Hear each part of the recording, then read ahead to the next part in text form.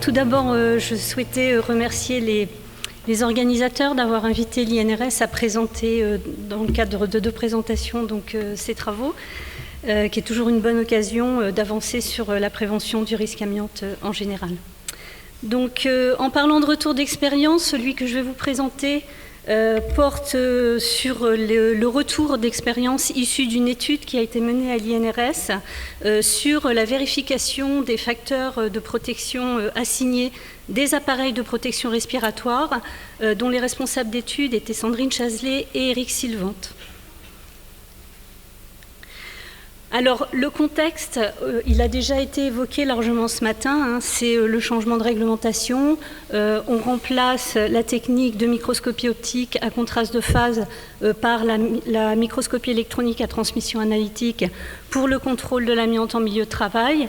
Le respect de la VLEP est vérifié donc avec la méta et sur la base des facteurs de protection assignés des appareils de protection respiratoire qui sont portés par les opérateurs. Et il faut savoir qu'avant 2012, les facteurs de protection assignés avaient été mesurés dans les années 90 dans une étude réalisée par ERI à l'INRS et qui avait conduit à un facteur de protection assigné de 60 pour la catégorie des appareils filtrants et un FPA de 250 pour les masques complets à adduction d'air qui étaient à l'époque qu'en débit continu, donc pour la catégorie des appareils isolants qui sont généralement les deux grandes catégories d'appareils de protection respiratoire utilisés sur les chantiers de désamiantage. Alors, les étapes de l'étude FPA qui s'est déroulée de 2012 à fin 2015 ont été les suivantes.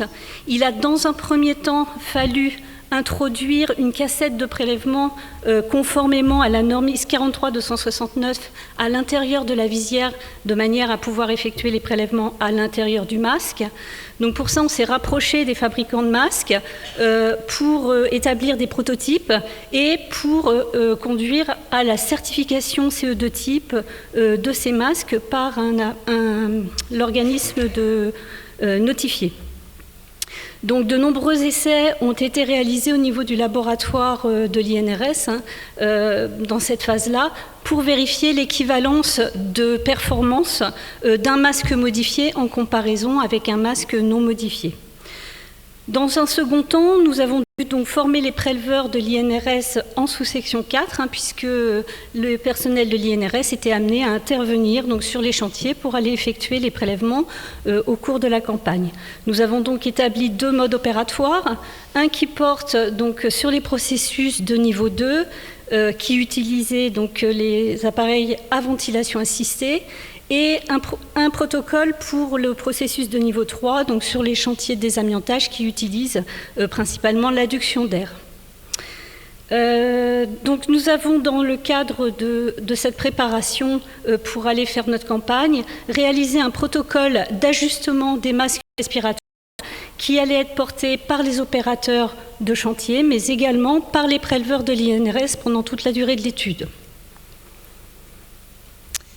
La troisième étape a été la réalisation des prélèvements. Donc, pour ça, il a fallu recruter des entreprises volontaires qui, si possible, n'avaient pas de coquilles, entre guillemets, de certification suspendue ou de difficultés avec l'inspection ou les CARSAT. Nous avons réalisé les essais d'ajustement sur l'ensemble des personnels des entreprises et des personnels INRS.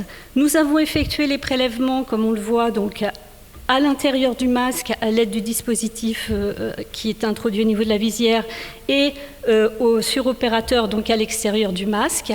Nous avons relevé également la fréquence cardiaque, on faisait porter une ceinture cardiaque transmettre aux opérateurs et pendant toute la durée des opérations, nous avons observé les tâches et on a pu filmer les prélèvements tout au long de la campagne. La quatrième étape a été d'effectuer toutes les analyses. Elles ont intégralement été réalisées par l'INRS de manière à pouvoir établir les facteurs de protection assignés. Donc pour ça, il a fallu calculer les facteurs de concentration, les facteurs de protection en situation de travail, sachant que c'est la concentration ambiante sur la concentration mesurée à l'intérieur du masque, qui nous permet d'établir donc des courbes de distribution sur laquelle, au 5e percentile, on va aller fixer le FPA pour la courbe en ventilation assistée et pour celle en adduction d'air. Et la dernière étape, bien sûr, a été de commencer à publier une série de résultats à partir des retours d'expérience de cette étude. Les résultats, au niveau des empoussièrements à l'extérieur des masques respiratoires, donc sur opérateur au niveau de l'épaule. Pour les chantiers de niveau 2, en ventilation assistée, on voit que les concentrations extérieures sont globalement conformes au niveau 2 réglementaire. Par contre, en ce qui concerne les chantiers de niveau 3, donc, qui utilisent l'adduction d'air, on voit qu'à l'exception d'un chantier, la plupart des chantiers émettent un nombre de fibres très supérieur au niveau 3 réglementaire, qui est de 25 000 fibres, puisqu'on peut atteindre jusqu'à 10 fois cette valeur lors du retrait de plâtre amianté en grattage pneumatique.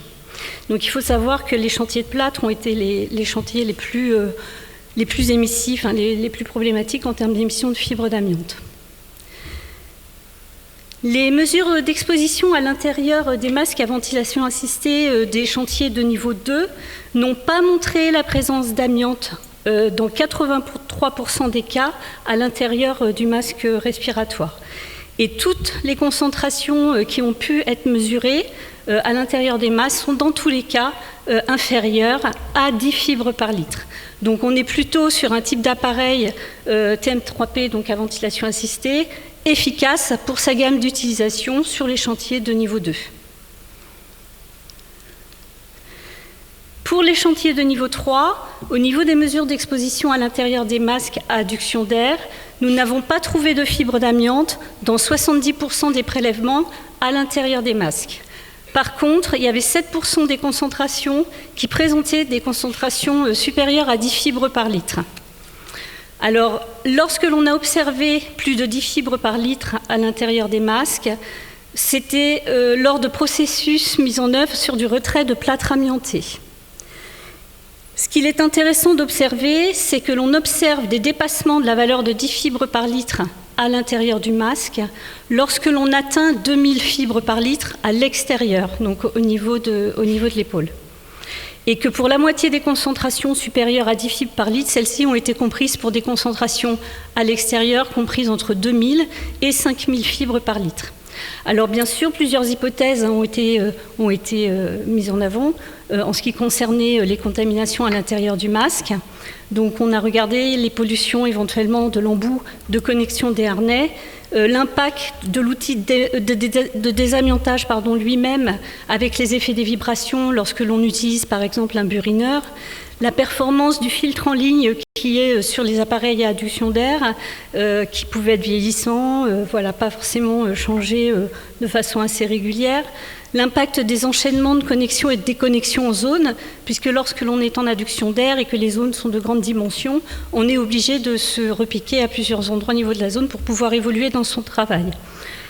Et on a également pu supposer que l'arrosage des visières en zone pour les situations de travail salissantes pouvait générer l'entraînement de fibres à l'intérieur du masque également.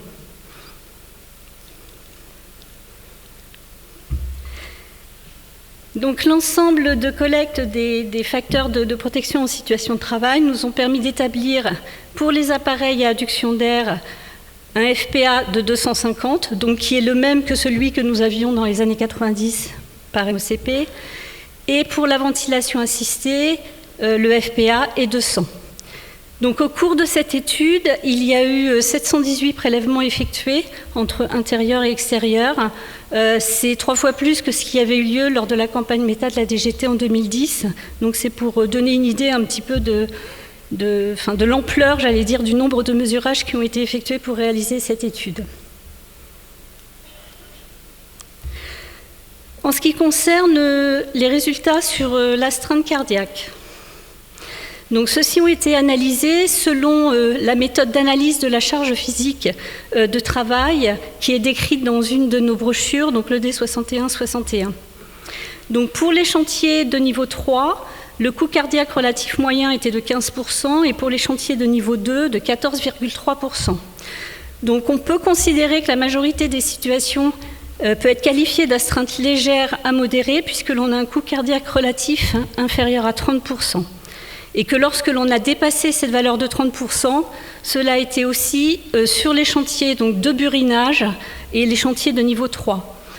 Pour des raisons d'accessibilité du matériau pas toujours aisées, on le verra dans une petite séquence, qui entraînent donc des gestes et postures de l'opérateur qui peuvent être contraignantes, le poids également de ces outils qui peut être également très lourd, et les vibrations générées sur l'individu liées à l'utilisation de ces outils.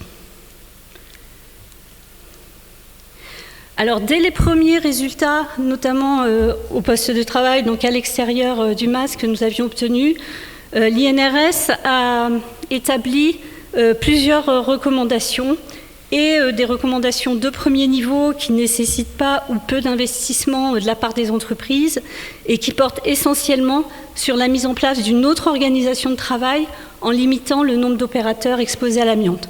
Je vais vous proposer de visionner un petit film des situations qui ont pu être filmées pendant cette campagne. Et donc normalement, voilà, ça va partir.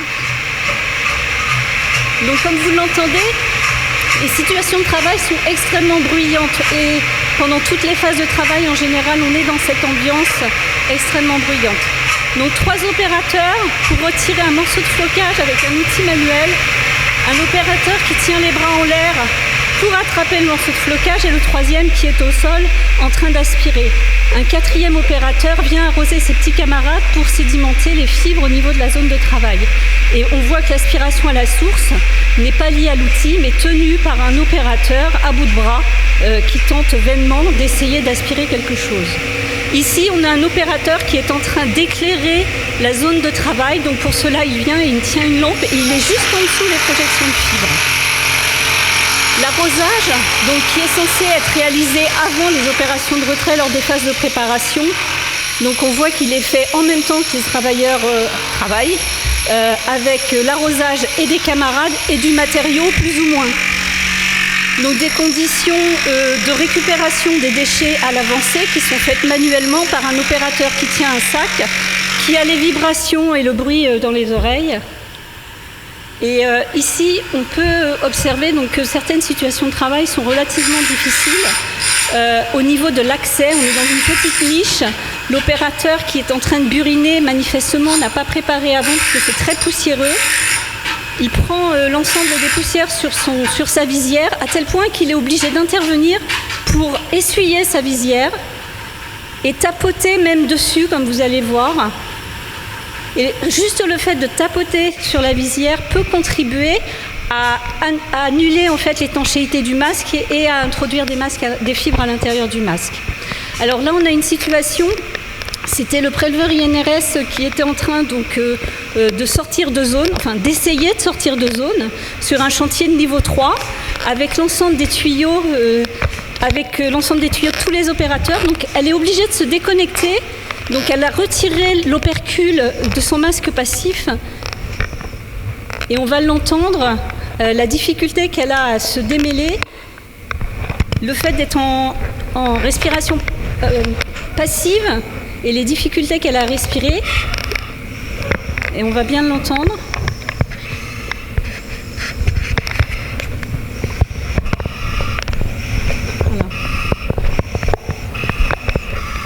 Et l'organisation du chantier faisait que l'installation de décontamination n'avait pas pu être mise au niveau de l'étage où avaient lieu les travaux.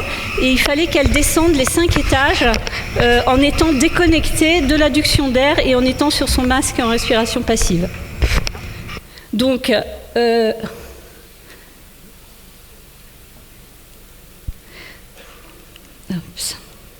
on va y arriver.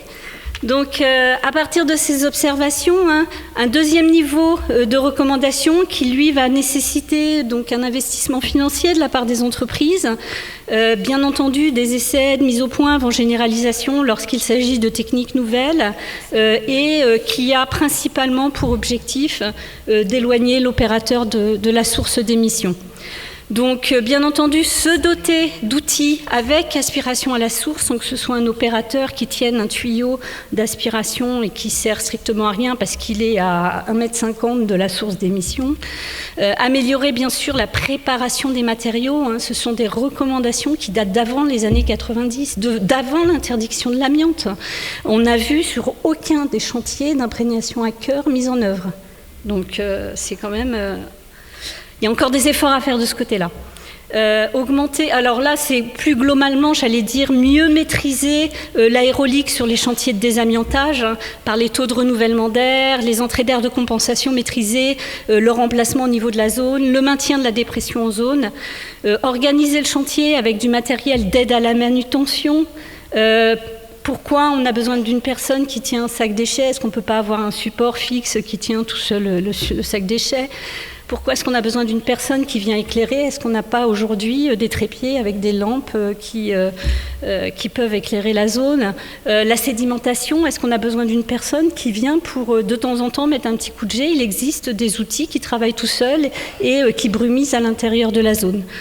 Bien sûr, éloigner l'opérateur de la source en utilisant des outils plus appropriés, améliorer le traitement des déchets, ça a été une énorme préoccupation. Et ce qu'il est important de dire dans le cadre de cette campagne, c'est également que les situations où l'on a observé les concentrations parmi les plus importantes n'étaient pas les situations où les opérateurs étaient en train de travailler sur le matériau, mais c'était les opérateurs qui étaient au sol et qui effectuaient les tâches annexes comme le ramassage des déchets.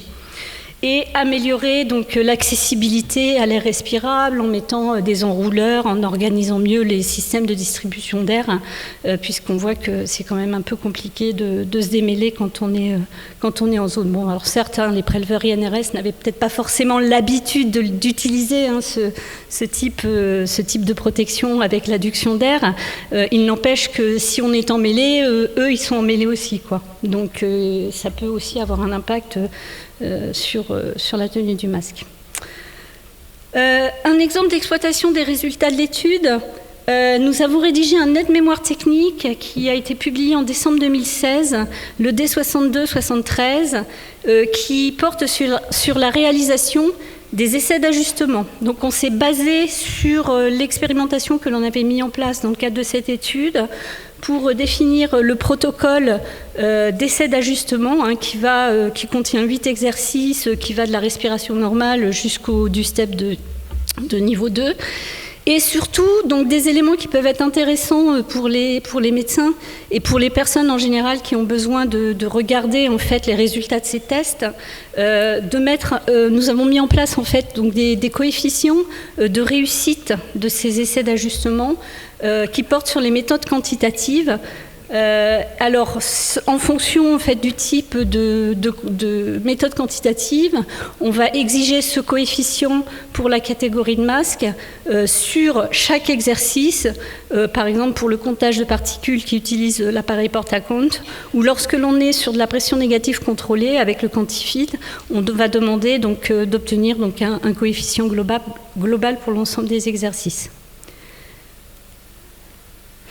Les perspectives pour le médecin du travail par rapport à ces essais d'ajustement, donc il peut les demander à l'employeur dans le cadre de l'avis à donner sur les temps de vacation et de durée de pause qui doivent tenir compte des contraintes physiologiques, notamment liées au port des équipements de protection individuelle, de l'avis sur la notice de poste qu'il communique aux instances représentatives du personnel de l'entreprise, de la vérification de l'adéquation du choix des protections respiratoires portées sur les chantiers de désamiantage, notamment selon les niveaux d'empoussièrement et les contraintes ambiantes du chantier, qui sont décrits au niveau du plan de retrait ou d'encapsulage, qui va être consultable soit sur le chantier ou lors de sa communication par l'entreprise au médecin du travail une fois par trimestre. Et de l'avis à donner donc, sur les modes opératoires initiaux ou modifiés pour les activités donc, de sous-section 4 de type intervention ou maintenance sur les matériaux amiantés. Et je vois que j'arrive dans le rouge, c'est ma dernière diapo. Donc je vous ai mis quelques références en fait, de publications issues de cette étude sur les facteurs de protection assignés, que vous trouverez facilement soit sur notre site internet ou dans les revues comme Hygiène et Sécurité du Travail, avec une publication également internationale qui est sortie en fin d'année et une autre qui est à venir. Et déjà plusieurs communications orales sur le sujet où en général vous pouvez retrouver les différents supports de présentation. Je vous remercie de votre attention.